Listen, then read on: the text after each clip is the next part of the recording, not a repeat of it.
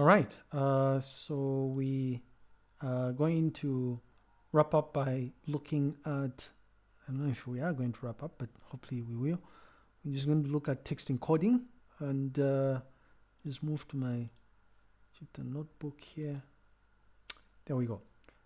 Great. So for the purposes of illustrating this example, what we are going to do is we're just going to work with the major program motivation column, right? And you'll notice that this particular column actually has the open-ended text associated with what the different students stated as being their reason for choosing to do this program, right? All right, so something else worth mentioning here is that we are making the assumption that the text pre-processing tasks have already been performed, right? So the usual case forwarding, removal of punctuations, removal of stop words, stemming, and at this stage, this particular data set has already been pre-processed. What you notice is that in certain instances, depending on the problem you're working on, you might end up performing additional text pre-processing tasks. So things like lemmatization, for instance, is a more nuanced way of stemming words, their root form, right? You might find yourself handling or normalizing out of vocabulary words, for instance, removal of noise, for instance. So classic example here is if you are working with comments, as some of you are working on mini projects, right? Working with comments, you might want to remove things like emojis. In certain instances, you could be working with text that has URLs, and perhaps URLs are not important for you, so you'd want to remove the URLs, right? Bottom line here is that in certain instances, the operations that you get to perform are contextual. They are domain specific. It depends on the problem that you are working on. But it's usually the case that you end up working with or using some of these generic operations that we looked at. So the assumption we're making is that the data set has already been pre-processed at this point. I hope this thing doesn't freeze. Let me just exit this. It usually don't have to freeze it. Maybe I should close this.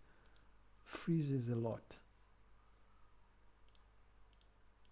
Sorry about that. Right. So first thing we do is we just create the data frame that we're going to be using for this walkthrough of text encoding. For simplicity's sake, we are just getting observations where the major program motivation column is not now, right? So if we take a sneak preview of these entries, this is what we want. This is what we're going to be working with here, right? And you notice that by removing entries by just filtering out entries with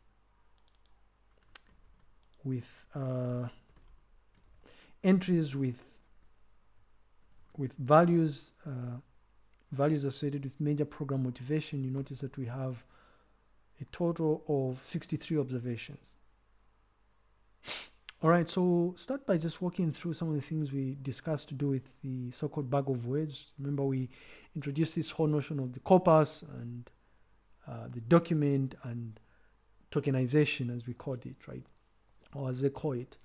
So again, just to recap, a corpus, like we said, is nothing more than a collection of documents that make up the collection of documents that you're going to be working on, right? So in this case, our corpus is made up of a total of 63 documents, right? So we have 63 of such documents here. And a document is nothing more than, I guess a document is nothing more than, in this case, it's a piece of text that is associated with our corpus. So each observation in our case is associated with a document, right?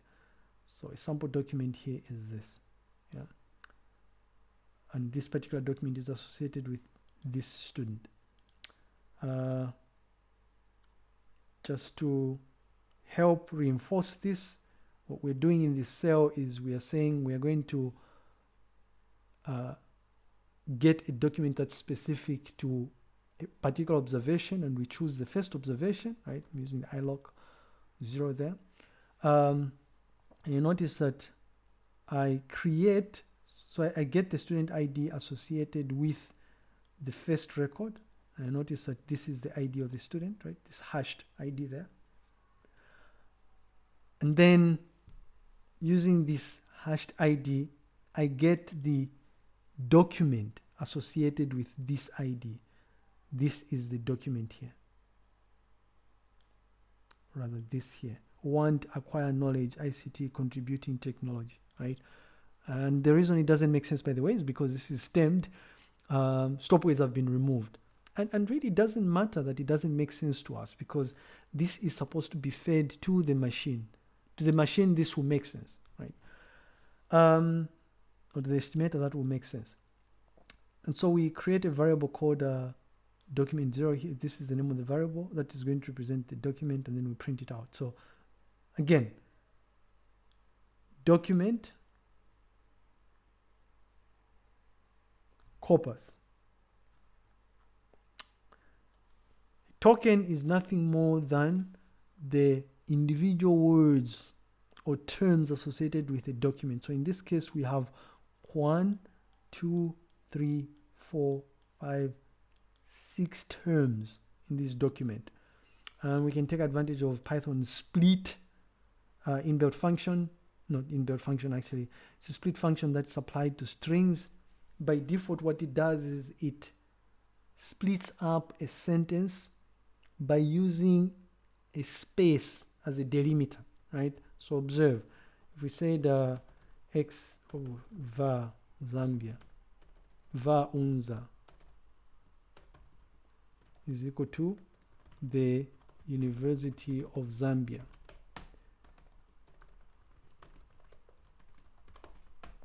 String, the string has the method split that allows by default it to split up the string by using spaces as a delimiter, and then return a list made up of those words. This is what we're taking advantage of. But of course, if you have a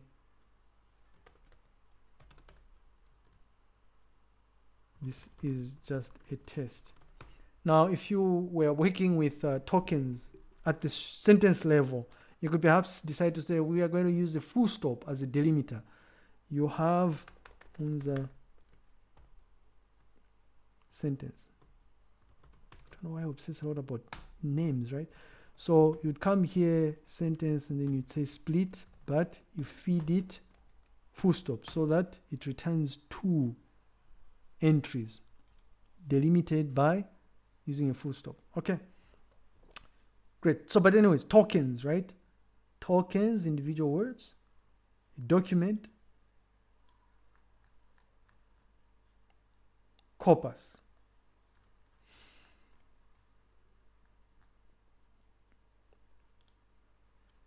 Okay, so what we're saying here is just trying to reinforce the fact that your corpus will be made up of documents that are segmented or that can be viewed as being composed of tokens or words or terms, right? So this is an example that we have here. So what we're doing in here is we're just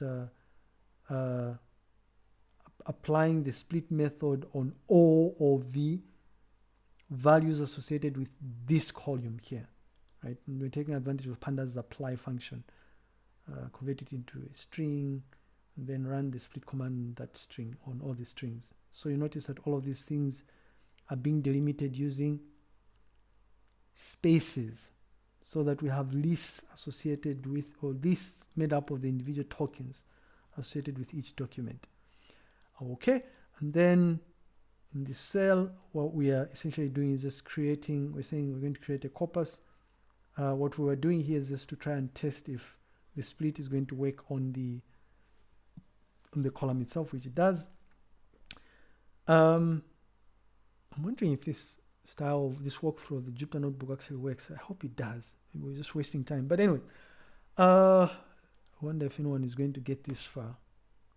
Question: if you're going to get this far, send me an email saying that at 2304 on on May 29th, 2020, you ask that you send mail to signal the fact that you actually watched this part of the video.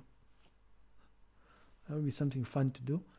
All right, so you notice here that we just created this corpus here. This data frame, I've created a list, right? I've created a list using this data frame. I've created a list that is going to be made of documents associated with each of the observations. And I'm doing a couple of things here. I'm using the list method here to convert, because by default this is this thing here. Oh shit. This thing here.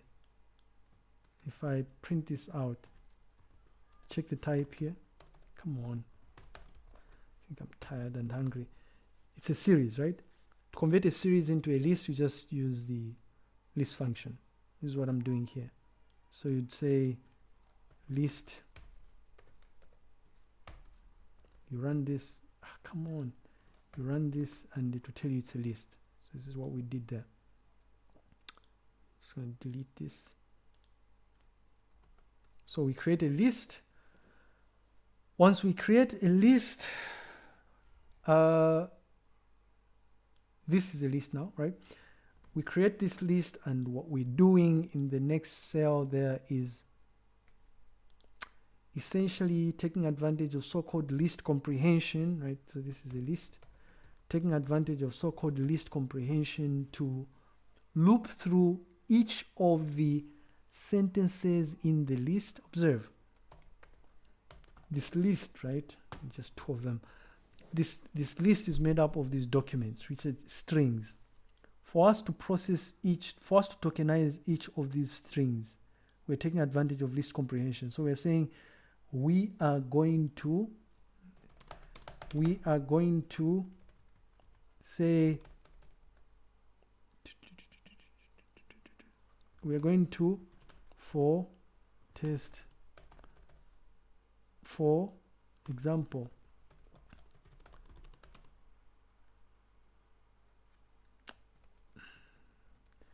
I'll just say for the example in this.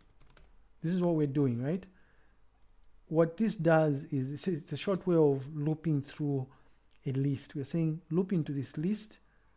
For each item that you find in the list, what you do is split it using spaces so that you end up with this. You split it using spaces, then put them in a list, right?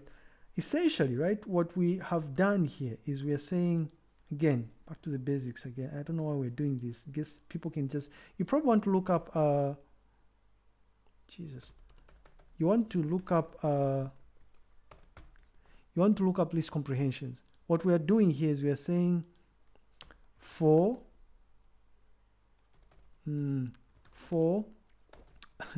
it's silly really. What we are doing is we are saying that's a shorthand. What we have in here, there, what we've done in there is a shorthand notation that says for final list equal to this. We're saying for var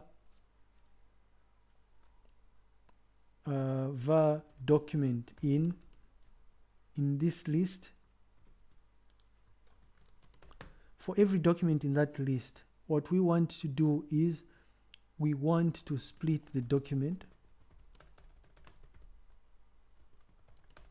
Split. Too tired. Oh, Jesus. Split the document. Once you split this document, you want to append it like so. Holy crap, I hope that's the way to go. So what we're doing is we are saying in line number 2, what we're doing here in this output cell is a shorthand notation for what I've just done here. Create an empty list, loop through each document. For each document that you loop through, split it up using spaces. Once you split it up using spaces, append it to this list so that when you check var final list, Jesus, it will have this list here, right? So it's just, I mean, the whole essence of this comprehension is really, I'll just mark this as being, is to make your life a lot easier, right? Instead of this, use list comprehension. Great. So you do that. So this is what we've done here, and you notice that we've created a variable that's going to hold, it's going to hold our corpus, which has documents segmented using the terms that make up the documents. All right. And you can prove this by just coming up here and, geez, I should have put this in a Git repository. Again, you can confirm this by, just 3 of them should be enough, by confirm this by doing that. And you notice that what you have here is essentially just the same as what you have here, right? Just 3. Yeah, it's the same. This is, I guess this is much more elegant in my opinion. It's a one line actually. The reason why it looks like it's wrapping into the second line is because you're creating the variable, right, to hold this. And it's a long variable, right? You should probably come up with a different naming scheme for variables. The power of list comprehensions. Okay, great. So check the output there. And then just to confirm here that our corpus is now like so, right? This is our entire corpus. This is the document which is tokenized, right? The last token, and because we've put this in a 2D, it's a 2D list really, and we can access any term that we want within the document by just indexing it, right? So we are just accessing the last term in the first document, or we could have just as well have said access the last term in the last document, right? Which is data. This is weird. No, it's not supposed to be data. What the hell is this? This is, I'll have to look into this. Maybe it is, I don't know. Oh yeah, it is data, because if I come here and I just say get the last document, you notice that it will have missing data, so we have data, right? So, but I'll leave it where it was, which was get the last term in the first document, like so. Great. Okay. All right. And then so the question then is, how exactly do we get to construct this document, this vector that has these frequencies, right? Well, it turns out that it's not really that hard. We can manually build this actually. It doesn't take a lot of work to build this.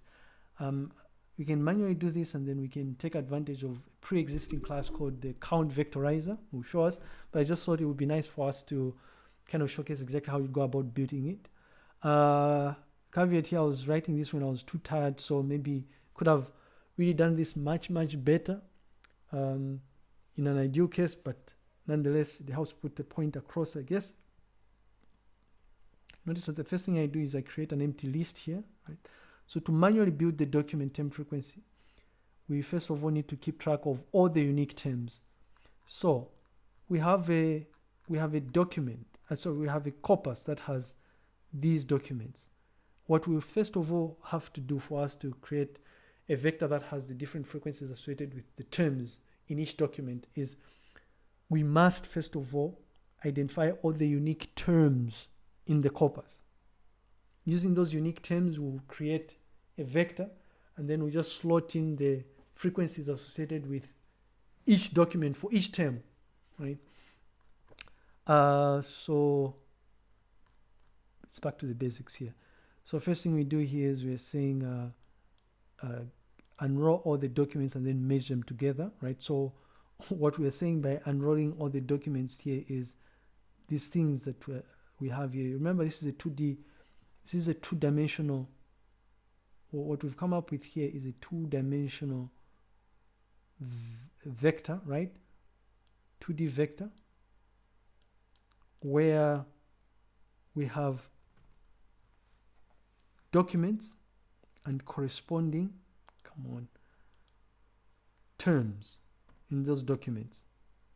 So observe, if we just spit out two documents, 2D vector, document 1 document 2, document 1, document 2, document 3, document 4. For us to figure out the unique terms associated with the entire corpus, and by entire corpus we mean all of these documents here, for us to figure out what the total or the list of unique terms associated with this corpus, we need to first of all unroll, like we're saying, merge all of these lists, all the terms from document 1, document 2, document 3, document 4, all the way up to document, is it 63 or something, merge them into one list. This is what we're doing here. Once we merge them into one list, then we are going to, well, we can take advantage of Python's list, because a list can only contain unique entries. So we merge them into one list and then cast that list into a set. This is what we're doing in here, right? When we unroll them, we notice that we have a total of, when you combine all the terms, there are a total of 359 terms in our corpus. When we convert this list into a set, we come up with a total of 148 unique terms. And then we convert the set back to a list, obviously. This is what we're doing here. So first thing we do is we're saying merge all the lists, all the terms from all the documents. We're doing them from line number 7 to line number 9. Print them out so that you confirm how many there are. And then we cast this into a set, because the set only contains unique entries. Var example set, so example list is equal to the University of Zambia. The course is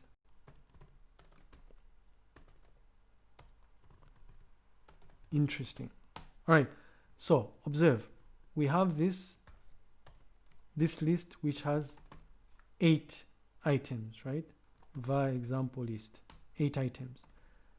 If we example list, example set, if we cast this to a set,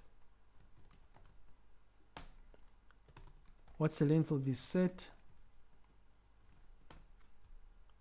That's a bloody bad example. Sorry about that. It's there is uppercase, which is different there. So length of list, Jesus Christ, length of list 8, cast this, length of set 7, right? So essentially we're taking advantage of a set here to, we get the list that contains all the terms in the corpus, cast that to a set so that we just filter out unique terms, and then we convert it back to a set, and then we sort that. Essentially we're coming up with a data structure that will contain alphabetically arranged terms, right, in our corpus, data missing, right? So these are the unique terms that we have in the entire corpus, right? So you'll notice here that this brings me to an example. I guess we can look this up. You know, there's usually this saying that average number of words used in English. Turns out that these documents that we write in English and whatnot, it's a restricted term, right? So this is interesting. Active vocabulary is about average number of written. So it says 20,000. That's fine. So it's about 20,000, right? So imagine this: if we were working with a corpus that is composed of, let's say, novels or something, what you would probably end up with is a vector that has 20,000 plus words, right? Because this would be like unique words. And then for each of those texts associated with the novels, you have frequencies associated with each of the terms, the unique 20,000 words terms here. I guess I'm just trying to reiterate the fact that in as much as this 148 would be somewhat, what do you call this? It's hard to believe that our entire corpus contains 148 unique terms, but it does actually, right? All right, so now that we have a list of unique terms associated with our corpus, we can now build the term frequency vector, right? And by the way, the reason why we seem to have fewer than 148 here is because we're only printing out 20 here, right? If we said print everything, we would end up with all the 148 here. But I suppose you already know that anyway. So for us to build this term frequencies, again, it's nothing more than just a loop here, simple loop, right? We loop through all the terms in the corpus, and then for each document, every time we start, we initialize a new variable, an integer variable that's going to keep track of the frequency associated with that term. So for each term, we loop through each document, and then for each document, we check for each term, does that term equal to the unique term that we're looping through, the unique term from the corpus? If it does, then we add one, right? And once we do this, you notice that we'll come up with frequencies associated with the different terms. All right, so we can already see here that in our corpus, the word data appears 28 times. Now it's 28 times because we'll have to fix this, because we have a number of entries that have the word missing data, right? Or missing data. Commander data from Star Trek, I guess. The word interest appears 4 times. The word school appears 3 times. The word technology appears 13 times. The word want appears 10 times, right? Thing appears 3 times. Zambia appears 8 times. Great. So we now have a sense of the different frequencies associated with the terms in our corpus. Next up is we can now build the document term frequencies, right? Now, what we are doing essentially is trying to now build something similar to this, right? A 2D vector that's going to have each document composed of occurrences associated with the unique terms in the corpus. Unique terms in the corpus. So these would be the unique terms in the corpus, right? And then for each document, we would be keeping track of how many times does that word appear in does that corpus word appear in this document? How many times does it appear in this document, right? It's really, this is the thing about most of these things. The ideas are quite simple, really, but if you look at the power associated with what you can do with this idea, it's just amazing, right? Okay, so this is what we're doing here. We're just constructing a 2D vector, that is going to be composed of, boom, documents and the corresponding frequencies. So observe, this is the first document, all the way up to here. You notice this first document. This is second document, all the way up to here. Right now, I guess an easier way of looking at this is I'll just get this and then paste it here. It will be much easier if we do that. So for the first couple of records that we're looking at, we're saying this is the first document, this is the second document, and then this is the third document, right? And so in fact the document the term frequency vector that we've just built here has all the 148, these numbers that you have here. You have 148 for all of them. These are 148, 148, and for each one of these 148 terms, these numbers signal how many times this particular word appears in this document. So if you notice 1, 2, 3, 4, we are saying the fourth word is 1, 2, 3, 4, acquire. In the first document, the word acquire appears one time. And you can confirm this actually. If you scroll up here and go to the first document, excuse me, if we can just, and I think this is the first document, actually 0, right? First document, the word acquire appears once.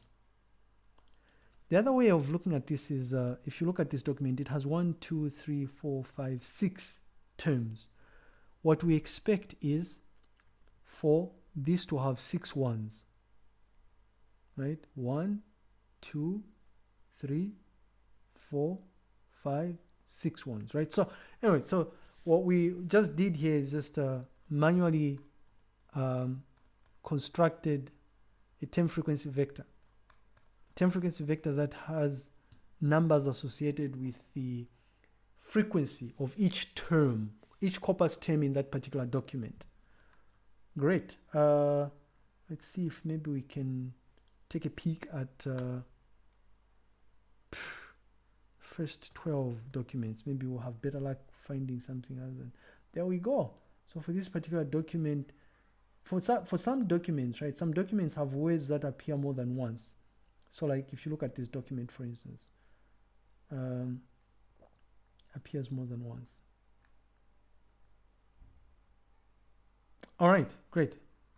So we've constructed, but it turns out, right, I guess one would say, why did we do all of that when we can literally take advantage of count vectorizer? Well, it helps in trying to gain an understanding of how this works, right?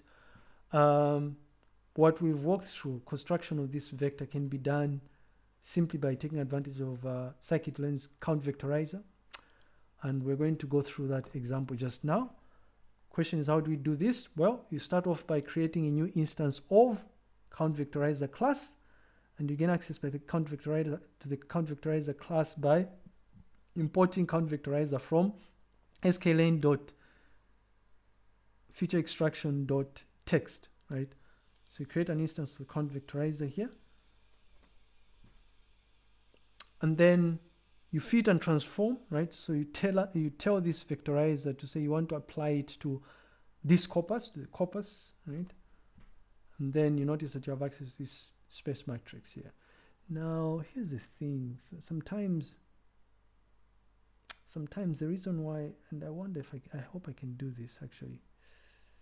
Can I? I think I can. Sparse is equal to force. Is it?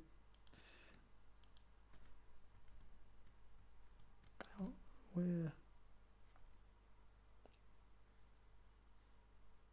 Is it the fit? Is it the fit transform method? I wonder.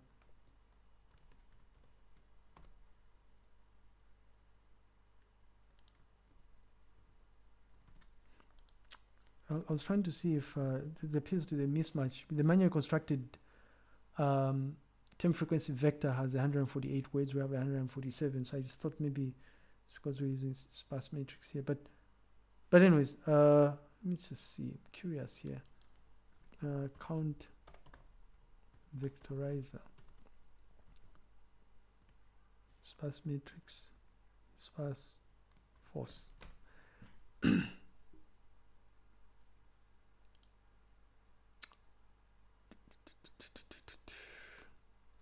Sparse.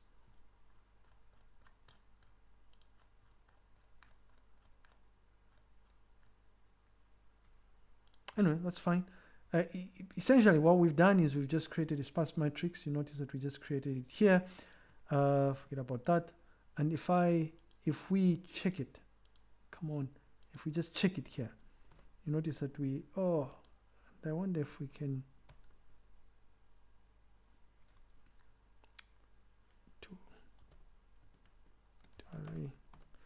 if we check it, this is what we have, right? So in fact, we can check the first document to see if it matches what we have there, and boom, right? So this would be our first document. It's more or less.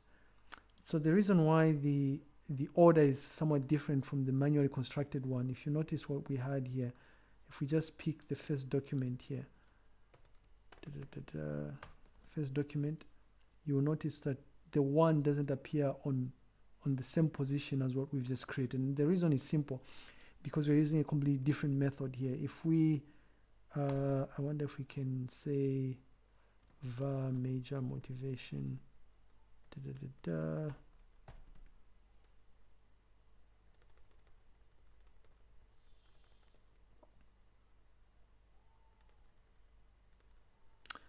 so what I'm trying to do here, by the way, is I'm trying to get the vocabulary, right? So the reason why, I don't know if you can see this, hopefully you can, right? So the reason why we have a 1 on position number 2 is because the order here is different. Acquire appears on the second position here, and by the way, want appears 138 times. Acquire appears on the want is not 138 times. I'm sorry, I always get confused here. Want is on index 138. Acquire is on index 1. Always is on index 5. So if you come down here slowly, right, and if you're trying to understand how convectorizer works here, if you come down slowly and then you see where you have ones, 0, 1, so this is acquire, right? I hope this makes sense. 0, 1, 2, 3, 4, 5, 6, 7, 8, 9, 10, 11, 12, 13, 14, 15, 16, 18, 19, 20, 21. So if we check for the word that appears on index 21 here, we will notice that it corresponds to, if I can put it here, and then I'll search for 21, contribute. There should be the word contribute in the first document. I don't know if this is the first document. I hope in the first document, right? This particular document here, first document. There's a word contribute. I'm just going to scroll up to see if we can get to the first document. Yep, there we go. Want, acquire, knowledge, ICT, contribute, right? All right, so anyway, bottom line is you take advantage of count vectorizer, we do that, and then what I'm doing here is I'm just going to use the count vectorizer instance to get the feature names, right? These names here, and then I'm going to combine, at some stage I'm going to combine these feature names with a space matrix, because what I want is a situation where I have a data frame with the column labels corresponding to the terms, so that it's much easier for me to work with. And this is what I'm doing here. So I am sort of merging or combining the sparse matrix, or associating the sparse matrix values here with the feature names, right? So that I end up with this. Now this representation is pretty much similar to, it conveys the same message as what we were doing when we manually constructed it here. It's just that when we're doing it now, we've converted it into a pandas data frame where we have corresponding labels that help us identify what these are. But it really doesn't matter, because you'd be feeding this to an estimator anyways. This is usually you'd want to construct this sort of visual representation to help you figure out what's going on, right? And it can get confusing actually when you're doing this for the first time, really. But anyways, so we've constructed our temp frequency vector. Boom, beautiful, right? Which has 147 columns. You see this ellipse here signals that there's more content here. All right. I hope that makes sense. Just thought we'd quickly go through the TF-IDF vectorizer class, see how we get to use it. It turns out that it's the same process as the count vectorizer class. The only difference is that this time around you're actually going to have to import TF-IDF vectorizer, but you're importing it still from sklearn.featureExtraction.txt. Right? Same process. And I thought it would be a wonderful opportunity for people to work through the implementation of TF-IDF as an exercise. So you notice in the previous example, I implemented count vectorizer. So I think it would be nice if we could do this as an exercise, right? Hopefully people will have solutions by the time we meet on Tuesday or something. So see if you actually come up with an implementation of TF-IDF. But fear not, there's a way of taking advantage of TF-IDF by just importing the TF-IDF vectorizer. So like I said, same process we're going through. We're going to start off by creating a data frame that we're going to work with, and then we're just going to take a peek of take a look at the data frame to confirm that it's actually what we want to work with. Notice this is our interest here, this column. And then we create an instance of TF-IDF vectorizer. After we create an instance of TF-IDF vectorizer, we fit and transform it, right, onto the column which has the corpus we're interested in. So fit and transform. We create this sparse matrix, same number 147 you see here. For good measure, we just get the feature name so that we have a sense of what sort of words you're working with, right? Or terms you're working with. And then similar to that, we're going to take advantage of the toArray so that we try and transpose it so that we have a visually appealing TF-IDF vector, right? Something similar to this. The key thing here really is that we're going through the same process as the count vectorizer, but the only difference here is that the numbers associated with these terms have changed, because these numbers, like we said earlier, are representative of the importance of the terms relative to the corpus, not relative to the document. What this does is it tells you the importance of a word. Jesus Christ, these are all zeros. It tells you the importance of the word relative to the document. This signals the importance of the word relative to the corpus. Great. So this is essentially, this is what we have. And again, just to try and emphasize this fundamental difference between TF-IDF and count vectorizer here, or temp frequencies, this is it here. Just spit out the first three documents using our temp frequency vector, first three documents using our TF-IDF vector. You can compare the differences in the numbers here. Usually, in most cases, like earlier mentioned, TF-IDF is usually a better way of transforming text into a numeric form that the estimator expects. But of course, as part of the experimentation process, what you do is you go through a systematic process of testing all these different variations. Is count vectorizer better than TF-IDF? And really, it's not just a matter of, it's not as simple as that.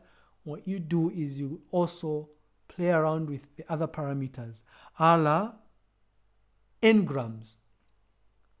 Does this thing perform better when you use unigrams, bigrams, trigrams, right? Or does it work better when you don't apply any of the n-grams? Does it apply better when you specify parameters that isolate certain terms, or terms that appear in 90% of the documents, terms that appear in less than 1% of the documents or something? So these are all different kind of like parameters that you get to work with until you arrive at an optimal combination of parameters. Great. And by the way, all of this can be automated. So hopefully this kind of makes sense. I'm just going to see. I'm going to pause for a little while here and then I'll continue off shortly.